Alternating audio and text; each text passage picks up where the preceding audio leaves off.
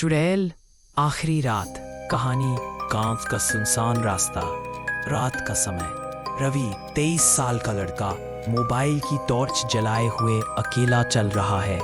गांव में अफवाह है कि पीपल के पेड़ पर एक औरत ने फांसी लगाई थी और वहां चुड़ैल बन गई है। रवि इन बातों को मजाक समझता है। रास्ते में उसे रोने की आवाज आती है। वो रुकता है, फिर आगे बढ़ता है। जैसे ही वहां पीपल के पास से गुजरता है, एक सफेद साड़ी वाली औरत उल्टी लटकी हुई दिखती है। उसका चेहरा नहीं दिखता और अगले ही पल गायब हो जाती है। रवि डर को नजरअंदाज कर घर पहुंचता है।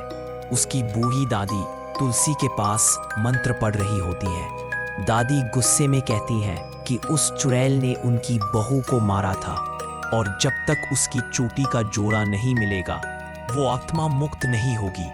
रवि उनकी बातों को पुराने जमाने की कहानी समझकर हंसता है और अपने कमरे में चला जाता है। रात को रवि मोबाइल चला रहा होता है, तभी लाइट झपकने लगती है और पायल की आवाज आती है। दरवाजे के पास एक लंबी काली चोटी पड़ी होती है। वो उसे उठाता है, तभी एक धीमी फुसफुसाहट सुनाई देती है, मेरी चोटी लौटा दो। रवि डर जाता है, लेकिन चोटी दराज में रखकर सोने की कोशिश करता है। तभी छत से एक औरत उल्टी लटकती है। उसका चेहरा विकृत होता है, नीली आंखें, खून से सना मुंह, और वो चिल्लाती है, चोटी दिए बिना चैन नहीं दूंगी।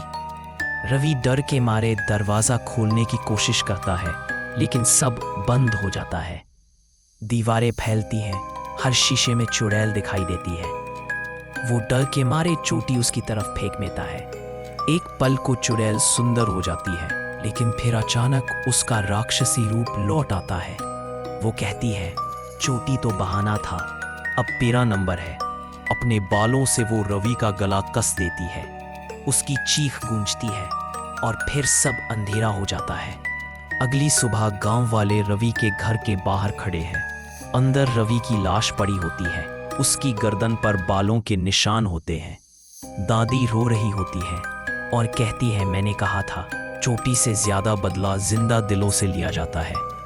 जैसे जैसे कैमरा पीछे हटता है, पीपल के पेड़ पर रवि की लाश लटकी हुई दिखती है और उसके बाल अब बहुत लंबे हो चुके होते हैं। कुछ बाल कटते नहीं, बढ़ते हैं बदले की आग में।